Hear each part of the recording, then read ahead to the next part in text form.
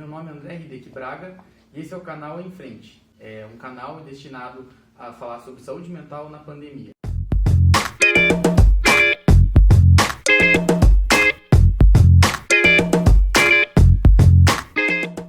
Essa é a nossa primeira semana no YouTube, então ative as notificações, curta o vídeo, ative o sininho também para você ficar por dentro de tudo que vai rolar nesse canal. Se você não é inscrito no nosso Instagram, se inscreva, porque lá a gente vai estar respondendo todas as suas perguntas, todas as suas dúvidas sobre saúde mental. Toda sexta-feira nós vamos fazer um vídeo com os temas mais comentados no nosso Instagram, então acesse lá, emfrente.fpr.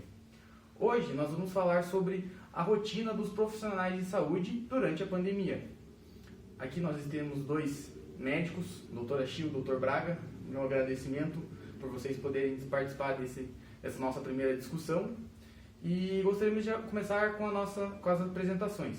Doutora Achille, podemos começar com você? Boa noite a todos, tive essa missão de eu mesma me apresentar. Então eu sou cardiologista, sou formada pela Universidade Federal do Paraná.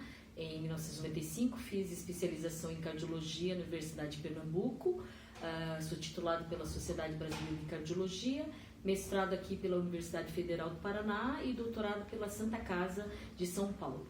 Hoje eu sou professora, supervisora do internato de urgências e emergências da Universidade Positivo e também sou diretora técnica do Hospital Municipal de São José dos Pinhais. Doutor Braga? Eu sou Darcy Martins Braga, eu sou médico também, formado pela Universidade Federal do Paraná. A minha turma completou 30 anos de formado esse ano e eu tenho como especialidade a saúde pública e atuo atualmente na vigilância epidemiológica do município de São José dos Pinhais, justamente no monitoramento dos pacientes acometidos da Covid-19.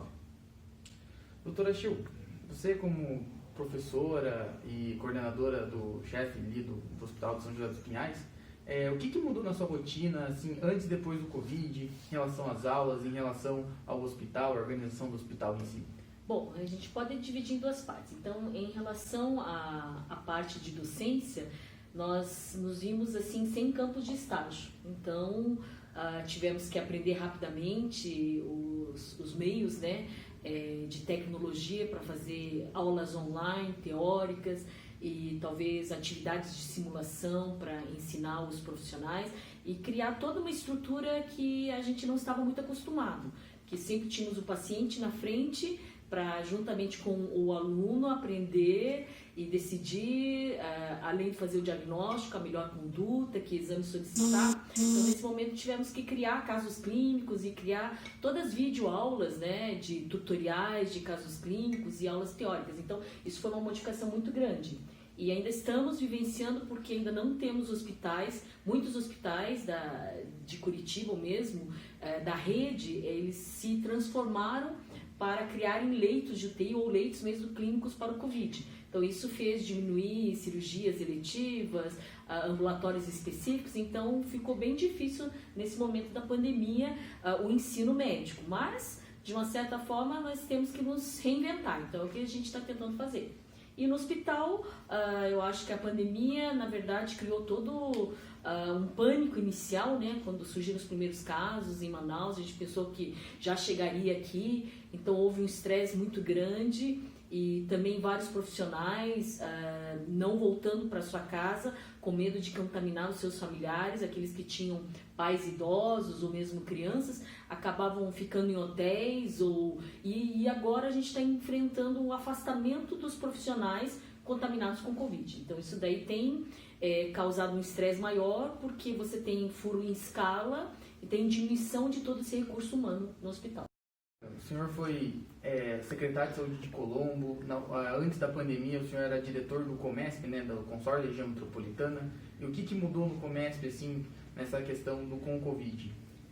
No primeiro momento, houve assim, uma suspensão do atendimento de modo geral, mas logo em seguida começaram a vir as orientações do próprio Ministério da Saúde por conta de que o paciente crônico também não podia deixar de ser atendido, Então teve que ser adaptado todo o atendimento ambulatorial do consórcio, né? O Consórcio Metropolitano de Saúde, ele congrega os 28 municípios da região metropolitana.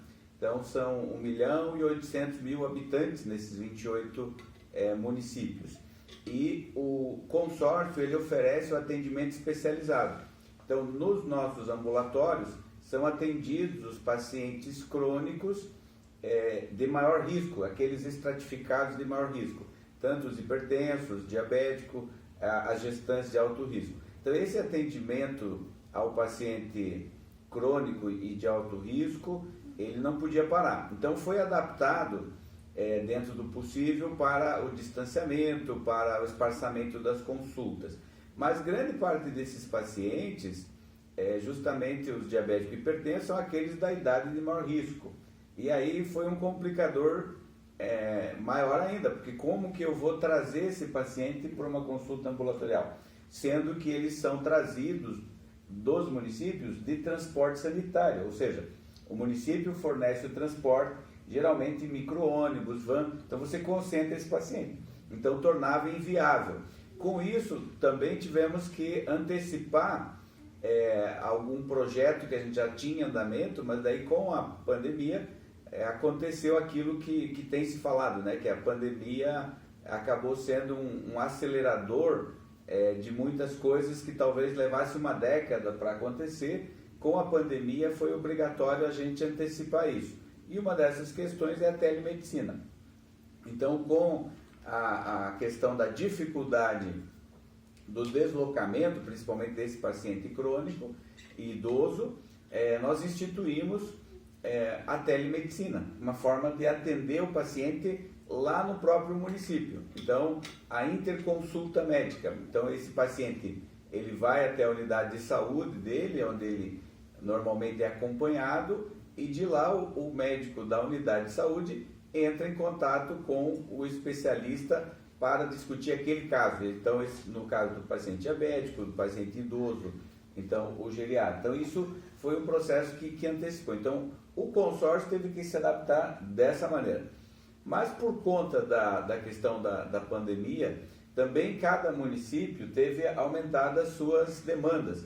E com a baixa de muitos profissionais médicos que também eram de risco pela idade, então no meu caso em particular, eu estava no consórcio, mas eu sou também servidor do município de São José dos Pinhais. Então o município de São José me requisitou, né, o meu retorno para apoiar justamente na vigilância epidemiológica o monitoramento dos pacientes que são afastados por conta da suspeição ou da confirmação da Covid e que são monitorados à distância, justamente para garantir o isolamento desses pacientes e também o monitoramento em relação à gravidade, né, de poder atuar rapidamente caso evolua para uma situação mais grave. Então essa foi a grande mudança, teve que ser adaptado, né, à realidade para continuar atendendo os pacientes crônicos, que esse é o grande desafio que nós imaginamos vai acontecer, né, no pós-pandemia, porque muitos pacientes ainda ficaram sem monitoramento adequado. E isso se refletiu, inclusive, nos dados de maior mortalidade domiciliar. Nesse período de pandemia, foi notado que aconteceram mais óbitos domiciliares do que no mesmo período de tempos anteriores. Imaginamos isso em função de que os pacientes evitaram procurar o atendimento. Por mais que nós tentamos ainda manter esse monitoramento, mas muitos recusaram o atendimento por medo de ir à sua consulta, de ser atendido. E com isso houve agravamento de muitos casos e acreditamos que isso deve ter contribuído para esse aumento da mortalidade domiciliar desses pacientes. Em relação ao trabalho de vocês, assim, em relação ao ambiente de trabalho, alguma coisa assim mudou drasticamente que vocês perceberam no antes da pandemia, agora no meio da pandemia, tanto emocionalmente com os colegas de trabalho, ou às vezes se teve algum comportamento mais hostil de certos pacientes, ou se alguma coisa assim vocês veem que está afetando mais agora, nesse momento da pandemia? Eu acredito que nesse momento está havendo mais estresse por parte dos profissionais da área de saúde, né? Inclusive, principalmente aqueles que estão como intensivistas na UTI. Então, uma sobrecarga maior, a pressão também dos familiares, há um peso muito grande, porque nós temos perdido, além dos pacientes Covid de mais idade, com comorbidades, também jovens. Então, isso acarreta um pouco mais de tristeza. Então, e como não há possibilidade de visitas, né, as reuniões com as famílias, elas são feitas através de tablet, por videoconferência. Porque com a pandemia o que aconteceu é que houve uma restrição de visitas, né? Só acompanhantes que são determinados pela lei é que podem ir para o hospital. Então a mesma coisa aconteceu na UTI, então onde estão os casos mais graves. Então eu percebo que houve uma pressão muito grande, né, sobre a parte emocional dos profissionais da área de saúde e principalmente o medo também desses profissionais de contraírem a doença, de repente se tornarem graves ou levar essa doença para os seus entes queridos. Então, acho que a principal percepção foi essa. Então, essa que é a questão, né? O medo, né? A gente percebe isso. Eu observei também que aconteceu, de certa forma, uma divisão, né, entre os próprios profissionais, até na questão de conduta, né?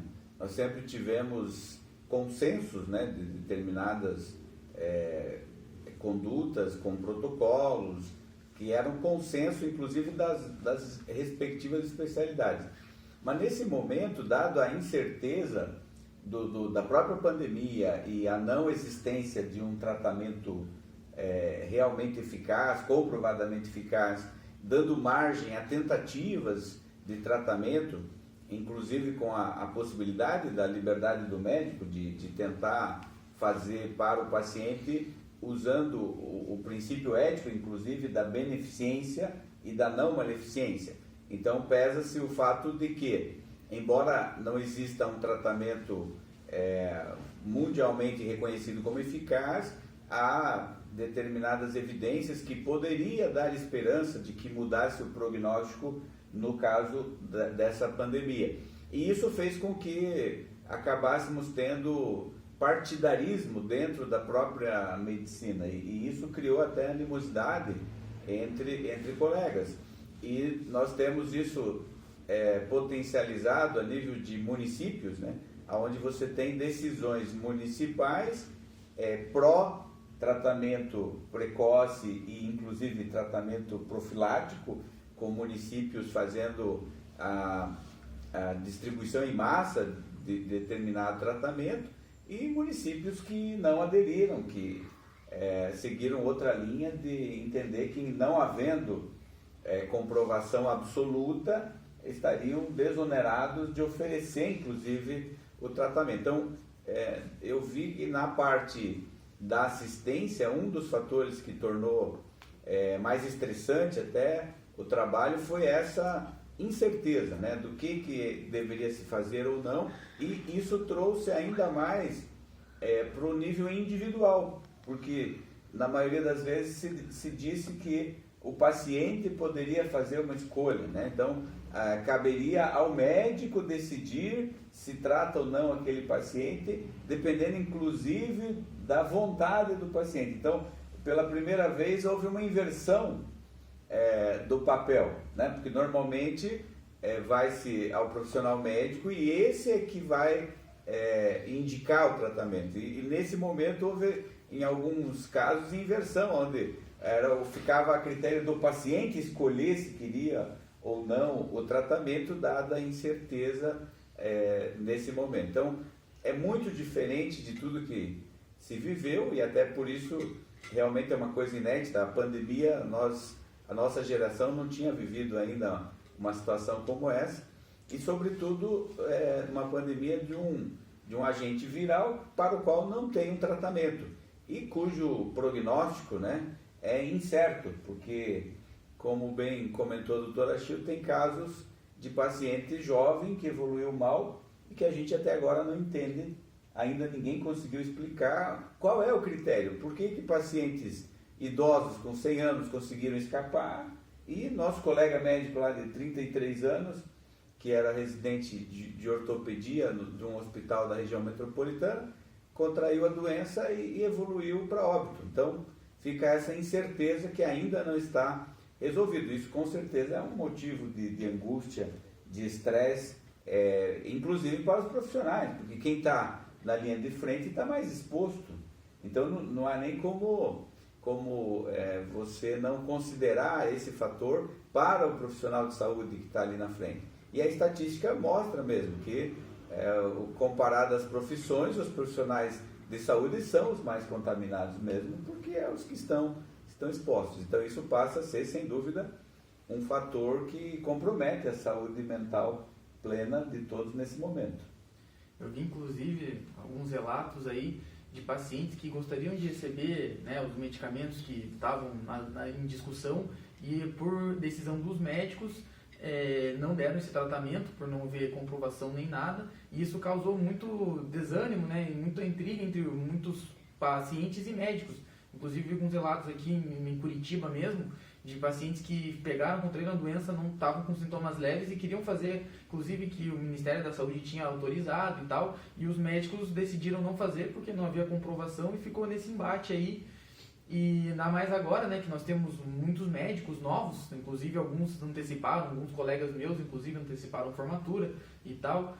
E vocês receberam alguns desses novos médicos? Como que está sendo essa questão assim dos novos médicos na linha de frente? Eu acho que eles estão trabalhando também, provavelmente ansiosos, com medo da contaminação, mas é uma decisão pessoal, né? Essa discussão, ela é longa, é profunda. A gente, como profissional da área de saúde, sabe que está aí e há exatamente um partidarismo, né? Os que defendem e os que não defendem. Então, somente estudos ao longo prazo, mas muitas vezes a gente pode dizer que não há tempo para esses estudos. Então, a gente está realmente diante de uma doença que não temos como manejar de uma forma que a gente tenha uma comprovação absoluta de que é bom ou não é bom. Não sabemos mesmo. Então, temos que aguardar o tempo. Eu comparo com a questão de pacientes com doenças raras ou doenças com uma evolução atípica, que durante o curso da doença, muitas vezes a gente não consegue fechar o diagnóstico pleno e muitas vezes por conta disso também não consegue instituir o tratamento adequado e um paciente como esse acaba indo a óbito e vai para a necropsia e vai para o legista, né? Então o médico legista, ele acaba conseguindo explicar todo o fenômeno, inclusive a cronologia das coisas, mas ele faz isso depois do paciente ter morrido. Então a dificuldade era responder tudo isso com o paciente ainda vivo e tendo chance. Eu vejo a situação que nós estamos vivendo se assemelha a isso, ou seja, nós estamos no curso de um quadro, e aí envolve o mundo todo nesse caso, que é pandêmico, né? Onde há muita incerteza porque não se consegue definir completamente nem diagnóstico, nem tratamento eficaz para aquela doença. Possivelmente, depois de passada a pandemia, nós vamos ter o retrospecto e vamos analisar e poder dizer quem agiu mais certo, quem agiu mais errado, porque uma das questões que são postas, inclusive, é essa própria questão do momento em que se fez, né, o isolamento social. Particularmente nós aqui no Sul, tivemos quase 2 meses de quadros pequeno, o número, né, de pacientes e tal, até que houve um aumento significativo e agora já está nesse momento que nós estamos falando, está comprometendo quase a totalidade dos leitos disponibilizados. Então fica um questionamento, será que nós começamos a ideia de achatamento da curva cedo demais, quando nem havia uma curva para achatar? E daí com isso nós levamos a saturação da população sobre o assunto. No começo todo mundo respeitou e o medo também fez isso, mas passado 2 meses e que não se concretizava esse fato do grande número de pacientes, a impressão que a gente tem é que a sociedade como um todo desistiu de fazer o isolamento, de conservar a questão até do próprio cuidado, e a gente começou a ver os desrespeitos, né? Festa clandestina, comércio aberto por trás com a porta da frente fechada, Isso tudo denota uma não credibilidade da população do que a autoridade estava falando. Até porque nós tivemos, né, no país toda aquela situação envolvendo o Ministério da Saúde, presidente demitindo o ministro por conta de não se entenderem, o ministro defender uma linha e o presidente outra, e com isso contaminou a política sanitária, inclusive dos estados e municípios, foi parar no judiciário, né? Você veja, uma situação que é de saúde e acabou indo para o judiciário. Então veja o grau de desentendimento, né? Inclusive das autoridades de saúde. Então nesse panorama todo, se você vê que nem os profissionais da saúde, o próprio Ministério da Saúde consegue ter uma unanimidade nesse momento, imagine a população em geral. Se relativo a outras situações a gente já não consegue o convencimento, veja o tabagismo. Em pleno século XXI, com quantos anos que a gente já tem de conhecimento sobre os malefícios do cigarro, e a indústria do tabaco continua muito bem, obrigado. Então, você vê que o convencimento da população é difícil até com evidências, né? Porque não faltam evidências do malefício que faz o cigarro, e não há nenhum benefício. E mesmo assim, a gente não consegue o convencimento de todos de parar desse mau hábito. Imagine então nessa situação que existe um inimigo invisível, que só descobre que ele existe quem pega a doença, ou quem tem um parente muito perto que pegou a doença. O restante da população que nem pegou e nem conhece alguém que pegou, fica até desconfiado que isso é uma invenção para derrubar o presidente, para não sei o quê, daí cada um dá uma teoria. Então, essa é a grande dificuldade que nós enfrentamos hoje para viver esse momento pandêmico, né? As incertezas que vêm, inclusive, dos órgãos que deveriam ser os nossos balizadores, né? Veja a questão da OMS também, né? Teve uma semana que, no mesmo dia até, teve uma notícia veiculada de manhã que os assintomáticos não seriam problema, que eles não transmitiriam, e até o final do dia aquilo foi desmentido porque não foi colocado da maneira correta. Então veja a dificuldade que se tem nesse momento de se ter uma certeza em alguma coisa. Nós vemos essas incertezas em vários lugares, né? Agora também com os hospitais todos, muitos aí, inclusive na capital aqui, muitos lotados, com 100% da capacidade de UTI já, e isso causa, né, todo um transtorno mental, inclusive na cabeça dos profissionais de saúde, e a gente tenta, né, buscar algumas estratégias para tentar sanar, né, pelo menos aliviar um pouco essa tensão. Inclusive a doutora, né, tem um relato aí, tem uma experiência que deu um jeito lá no hospital, né, de tentar pelo menos dar uma aliviada nessa tensão, né, de saúde mental que estava no estresse. Você quer contar um pouco dessa experiência? Então, lá no Hospital Municipal de São José, né, estávamos tendo bastante dificuldade de separação de leitos e dentro dos coordenadores, e houve uma ideia então de dedicar uma meia hora de oração, né, um momento em que se parasse tudo, apenas os coordenadores também, para não gerar aglomeração, para que se parasse naquele momento, refletisse, né, na grandeza de Deus e também do grande amor de Deus por nós, de estarmos aí nesse momento na pandemia e vivos, podendo socorrer vidas e salvar vidas.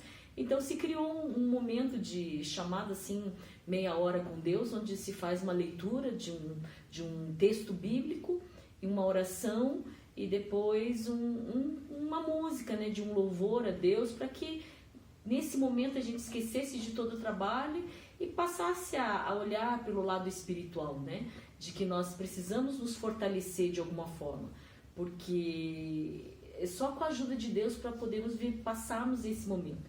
Entendemos a complexidade e entendemos que cada um de nós, como profissional da área de saúde, tem uma missão nesse momento, de fazer aquilo que está à nossa disposição, da melhor maneira, não somente sozinhos, mas com certeza com a ajuda de Deus, né? De Jesus mesmo, para que a gente consiga caminhar e passar e atravessar essa pandemia, tentando salvar o máximo que a gente puder. Então, foi um momento que alguns cristãos do hospital se reuniram e decidiram, então vamos fazer, e estamos lá há 1 mês e meio, né, fazendo esse momento toda sexta-feira, 12:30, um momento breve de uns 30, 35 minutos, em que a gente para, esquece das dificuldades e agradece a Deus por mais uma semana que a gente está passando. Então é isso. E trouxe resultados? Tem trazido muita paz para os profissionais, os líderes, os coordenadores, né, médicos da UTI, da enfermagem, da CCIH, com afastamentos. E a cada dificuldade a gente tem exatamente feito como tantas pessoas no mundo fazem, né, entregado os nossos problemas a Deus e pedindo que Ele solucione. Então a gente tem visto a eficácia até de diretores, dizer assim, nossa, ainda bem que temos um momento de sexta-feira, porque é o momento em que a gente pode recarregar a energia e continuar por mais uma semana. Bom, para a gente encerrar aqui, eu gostaria que muitos aqui que estão assistindo a gente são profissionais da área de saúde, são uma população em geral também. Eu gostaria se vocês tivessem falar em poucas palavras em algumas dicas que vocês tenham de como enfrentar alguns momentos, como eles podem ajudar na saúde mental deles, o que eles podem fazer. Sem dúvida, diante desse quadro de pandemia e do risco de morte mais próxima de todos, né? Porque nessa altura ninguém pode se dizer isento de risco, dado a condição que nós falamos, de que já morreram jovens também. Sem dúvida que um dos aspectos que é salutar é buscar a espiritualidade, sem dúvida. Então, muitas pessoas que até eram religiosas, né? A gente tem visto que nesse momento estão se dedicando mais a realmente praticar a sua fé, não apenas ser uma fé formal, né? Porque quando a vida está indo bem, muita gente, quando entrevistada até para questão de IBGE, eles fazem um levantamento de qual religião que a pessoa frequenta e tal. Então, há uma estatística que, se você olhar, preponderantemente no Brasil, o povo é muito religioso, né? Mas, em tempos normais, essa religiosidade, na maioria das vezes, é formal. Mas agora, nesse momento, uma das vamos dizer, consequências da pandemia, eu vejo que as pessoas estarem realmente levando mais a sério, inclusive esse lado, né? De crer no transcendente, no sobrenatural, e crer que existe uma soberania, né? Que existe um Deus, que não pode ser por acaso tudo isso. Tanto que a existência humana está sendo colocada em xeque, né?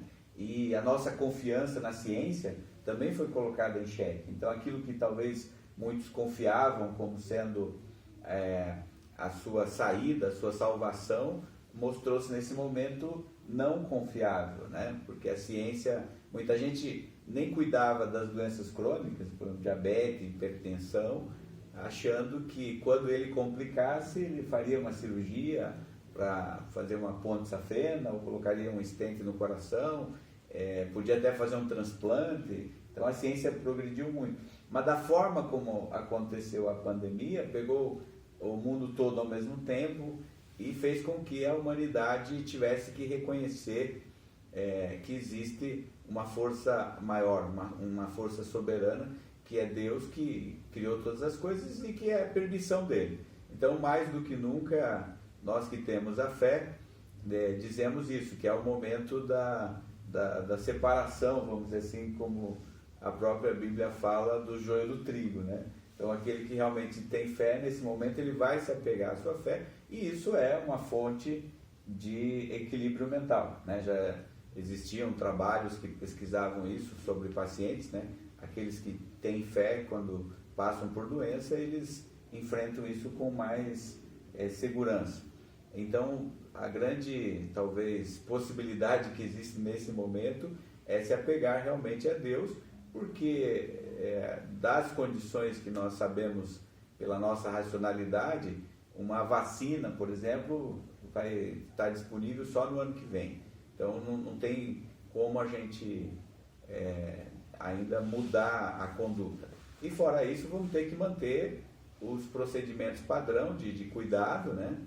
De isolamento, a higiene frequente, o uso da máscara está provado que tem um efeito bem significativo também na difusão do vírus. Mas realmente é importante ter canais como esse que nós estamos participando, que ajudem também a trazer esclarecimento, e outros canais que a gente sabe que existem, que as pessoas podem ligar, porque também está acontecendo um fenômeno muito sério de solidão, né? Muita gente sozinha, com dificuldade, já era solitário, mas ele até podia sair, agora ele não pode sair e não pode receber visita. Então isso tem comprometido muita gente também. Então tá, mais uma vez agradeço o Dr. Achille, o Dr. Braga. Se você gostou desse vídeo, dá um joinha aí, se inscreve no canal, ativa o sininho para receber todas as notificações que a gente vai ter, que nas próximas semanas nós estaremos fazendo mais vídeos como esse, explicando os principais assuntos e temas que você tem dúvida e escreveu lá no nosso Instagram. Se você não segue a gente no Instagram ainda, siga lá, Instagram emfrente.fpr. Fique ligado e não perca!